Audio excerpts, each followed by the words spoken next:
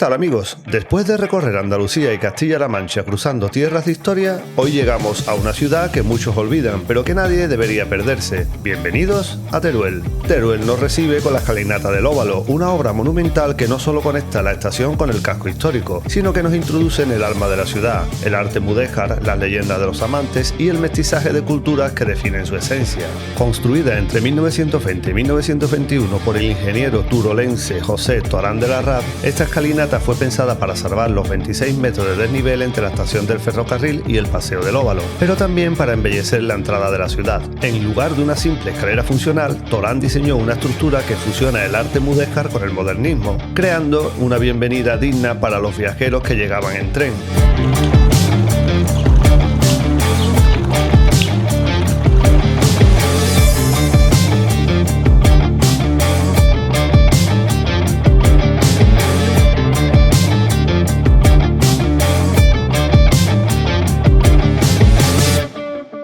Hoy no nos toca coche, hoy vamos a estar en Teruel, vamos a visitar toda la ciudad, vamos a aprender un poquito sobre su historia y sus monumentos. Volvamos al siglo XIII. En la ciudad de Teruel vivían dos jóvenes, Isabel de Segura, hija de un rico mercader, y Diego de Marsilla, un joven noble pero sin fortuna. Se enamoraron profundamente, pero el padre de Isabel se negó a permitir el matrimonio por la falta de riqueza de Diego. Diego pidió 5 años para poder hacer fortuna y así poder casarse con Isabel. Ella prometió esperarlo. Durante ese tiempo, él luchó en la Reconquista y logró reunir una gran suma de dinero, pero al regresar, justo al cumplirse el plazo, descubrió que Isabel había sido obligada a casarse con otro, creyendo que Diego había muerto. Esa misma noche, Diego entró en la habitación de Isabel y le pidió un beso. «Bésame que me muero», le suplicó. Ella, fiel a su nuevo esposo, se negó. Diego cayó muerto al instante. Al día siguiente, en el funeral, Isabel se acercó al cuerpo de Diego y lo besó, y murió también. Ambos fueron enterrados juntos en la iglesia de San Pedro de Teruel, donde hoy se encuentra el mausoleo de los amantes, símbolo eterno del amor más allá de la muerte. Siguiente parada, el mausoleo de los amantes de Teruel. Y allí al fondo vemos la torre de San Pedro, que data del siglo XIII.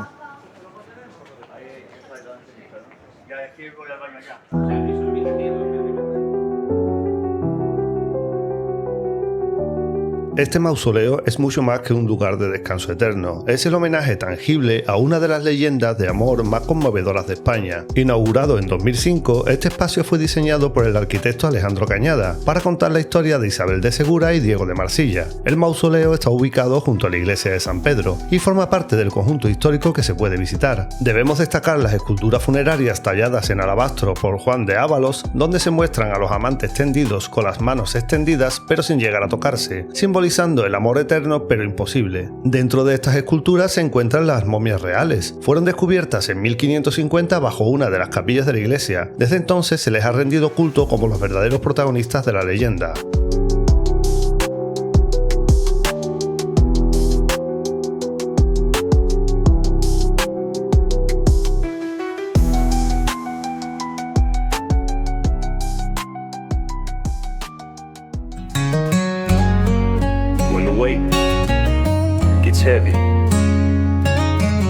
Ya que estamos aquí, hablemos de la iglesia de San Pedro. En el corazón de Teruel, entre callejuelas que susurran historia, se alza una joya del mudéjar aragonés, la iglesia de San Pedro. Su torre mudéjar, decorada con cerámica vidriada en tonos verdes y morados, es la más antigua de Teruel y forma parte del conjunto declarado Patrimonio de la Humanidad. La iglesia presenta una nave única con capillas laterales entre los contrafuertes.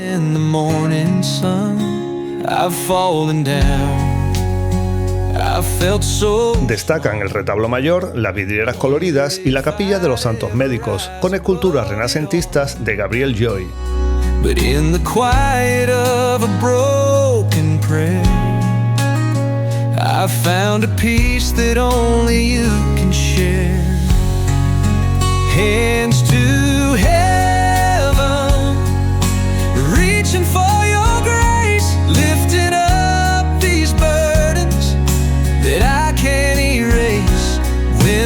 Un templo que no solo guarda siglos de fe, sino también el alma arquitectónica de una ciudad única. Construida en el siglo XIV sobre una antigua ermita románica, esta iglesia es un ejemplo sublime de la fusión entre el arte cristiano y la estética islámica.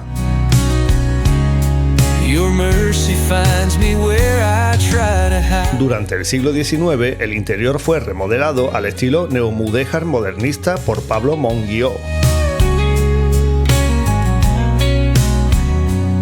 Esta iglesia no es solo un monumento, sino también un símbolo espiritual de Teruel. Su conexión con la leyenda de los amantes le añade una dimensión emocional que se percibe en cada rincón. La iglesia de San Pedro no es solo piedra y arte, también es memoria, es leyenda, es belleza, un lugar donde el pasado se hace presente y el silencio habla. Su claustro mudéjar, uno de los pocos que se conservan en Aragón, es un remanso de paz con arcos apuntados y decoración cerámica.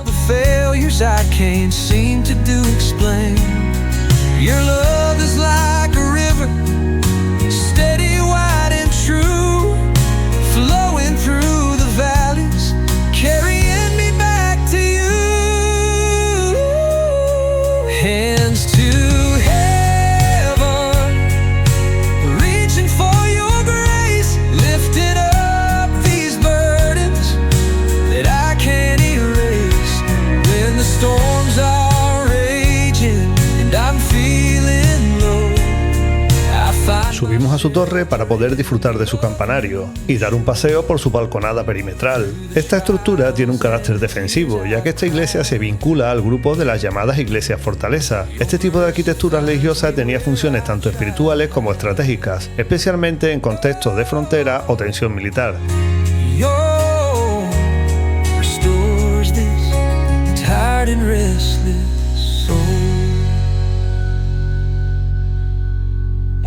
It's heavy. I lift my hands to heaven.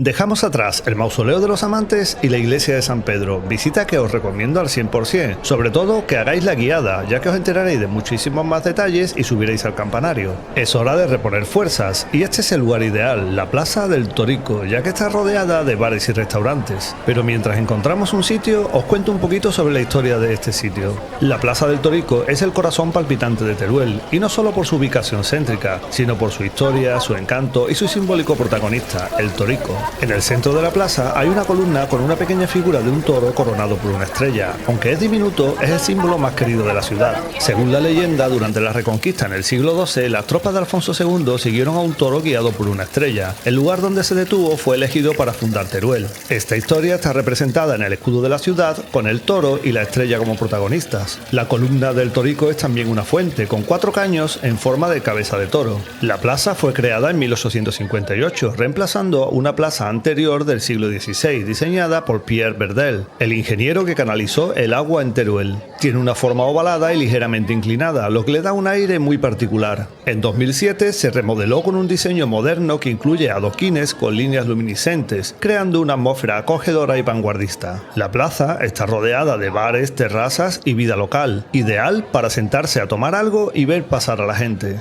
Su nombre oficial es Plaza de Carlos Castel, aunque todo el mundo la llama Plaza del Torico. Si alguna vez vais a Teruel, esta plaza es parada obligatoria.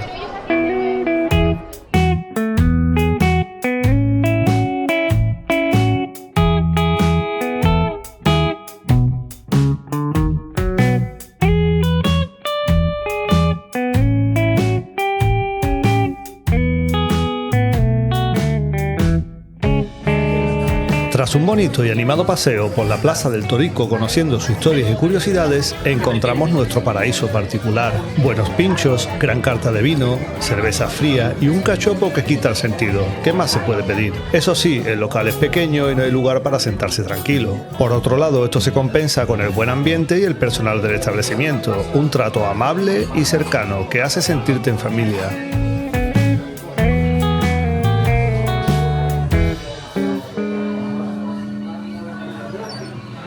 De pura cepa, buen sitio para comer y para tomar unos buenos vinos. No os lo perdáis, junto a la Plaza del Torico.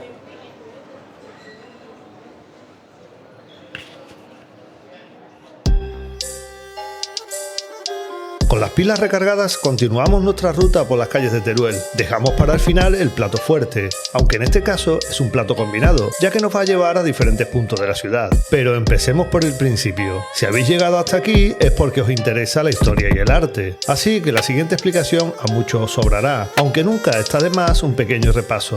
Hablemos del arte mudéjar. El arte mudéjar es una joya única de la historia española. Surgió entre los siglos XII y XVII en la península ibérica como resultado de la convivencia entre culturas cristianas e islámicas durante la Edad Media. Por lo tanto, no es ni completamente islámico ni cristiano, sino una fusión artística que refleja esa mezcla cultural tan especial. Utilizando materiales como ladrillo, yeso, cerámica y madera, añadía formas geométricas, estrellas, rombos, lacería muy típica del arte islámico en iglesias, sinagogas, palacios y hasta conventos.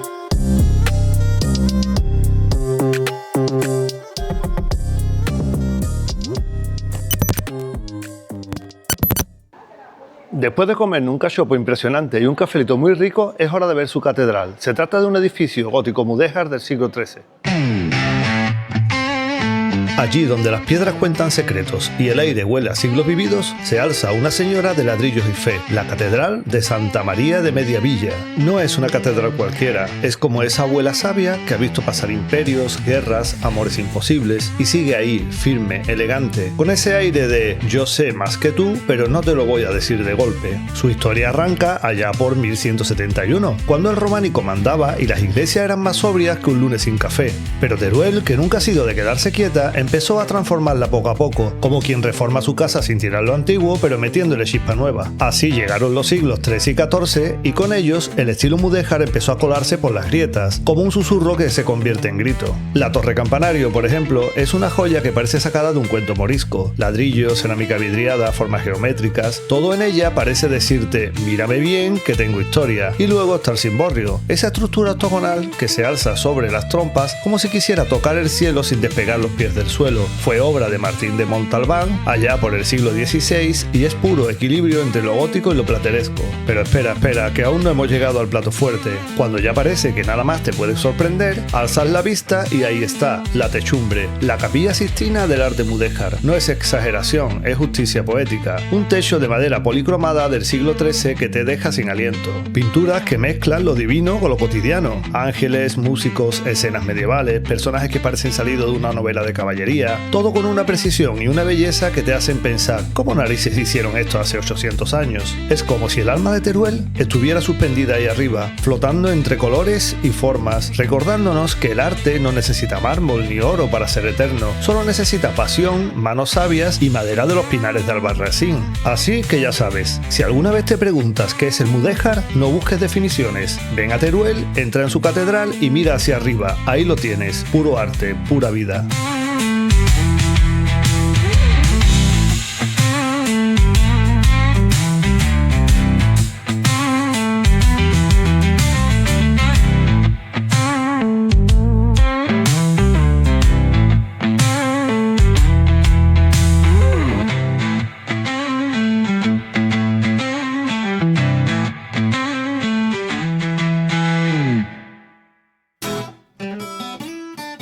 Ahora imagínate paseando por Teruel y de repente te topas con una torre que parece sacada de un cuento árabe, pues esa es la Torre del Salvador, una joya de arte mudéjar que lleva más de 700 años vigilando la ciudad. No solo es bonita, es historia pura. Esta torre se construyó allá por el siglo XIV, cuando Teruel era un cruce de culturas. Tiene una estructura que recuerda a los antiguos minaretes musulmanes, con dos torres cuadradas, una dentro de otra, y entre ellas una escalera de más de 120 peldaños. Bueno, estamos subiendo la Torre Mudéjar del Salvador. Es del siglo XIV y es un ejemplo de arquitectura mudéjar del máximo esplendor de la ciudad de Teruel. Sí, subirla es cardio gratis, pero te aseguro que las vistas desde arriba te dejarán sin aliento, nunca mejor dicho. Patrimonio de la Humanidad desde 1986, además fue la primera torre mudéjar visitable en Teruel tras su restauración en los años 90. La decoración es una pasada, cerámica verde y blanca formando estrellas, arcos entrecruzados, frisos, todo con ese toque mudéjar que hace que la torre parezca bordada en ladrillo. Y por supuesto tiene su propia leyenda. Se dice que la Torre del Salvador y la de San Martín tienen una historia de amor y rivalidad entre dos jóvenes constructores. Muy rollo Romeo y Julieta versión mudéjar. Si queréis escucharla, en mi canal hay un short donde la narro para ustedes. Comprendo que a estas alturas estaréis un poco cansados, pero os prometo que ya queda poco. Pero antes, vamos a visitar la otra protagonista de la leyenda de las dos torres. La torre que vemos a mis espaldas es la Torre de San Martín. Esta data del año 1315-1316. Junto con la del Salvador son las dos que más me han gustado. En Teruel, donde cada rincón parece sacado de un romance medieval, hay una torre que no solo vigila la ciudad, la siente. La Torre de San Martín no es alta por presumida, es alta porque tiene mucho que contar. Fue levantada entre 1315 y 1316, cuando el mudéjar ya se había colado en Aragón como quien no quiere la cosa, y aquí se quedó para siempre. Esta torre es como un minarete reconvertido, tiene dos cuerpos concéntricos como una muñeca rusa de ladrillos, y entre ellos serpentean escaleras que suben hasta el campanario. Pero no solo es funcional, es un espectáculo visual. En su base, una bóveda apuntada te deja pasar por debajo como si entraras en un portal del tiempo, y por fuera hay por fuera. Ladrillo, cerámica vidriada entre verde y blanco, estrellas de 8 puntas, arcos lobulados, frisos que parecen bordados. Cada centímetro de esta torre está pensado para que te pares, mires y digas, esto no lo hace cualquiera. ¿Te parece exagerado? Esta torre fue declarada Patrimonio de la Humanidad por la UNESCO en 1986, no por bonita, sino por única, porque no hay muchas que combinen estructura defensiva, función religiosa y arte decorativo con tanta elegancia. En el siglo XVI, la torre empezó a flaquear, la humedad, el paso del tiempo, y ahí entró en escena el arquitecto francés V Pierre Vedel. Le metió un refuerzo de piedra como quien abraza a alguien para que no se caiga, y gracias a eso y a varias restauraciones más, hoy podemos disfrutarla. Demos ahora un giro romántico. Justo a los pies de esta torre discurre la cuesta de Andaquilla, testigo de una de las escenas más trágicas de los amantes de Teruel. Sí, Isabel y Diego, los Romeo y Julieta de Aragón, pasaron por aquí. Y uno no puede evitar pensar que esta torre, con sus siglos encima, aún guarda el eco de sus pasos, de sus suspiros, de su historia.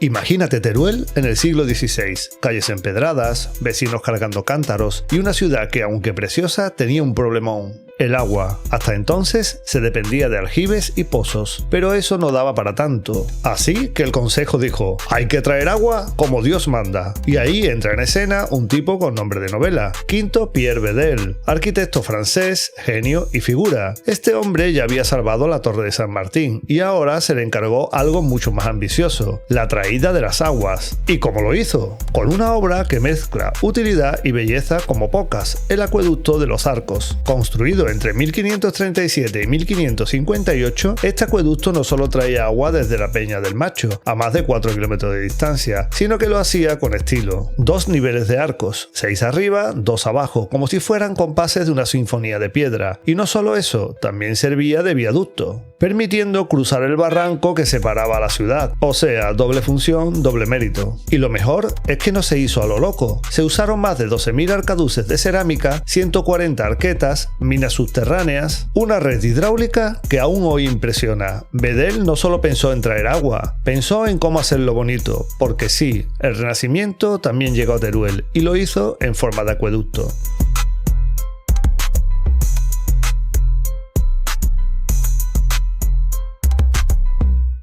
Bueno amigos, ¿qué os ha parecido Teruel? Preciosa, ¿verdad? Pues desde el acueducto de los Arcos me despido de vosotros este cuarto día. Mañana un poquito más.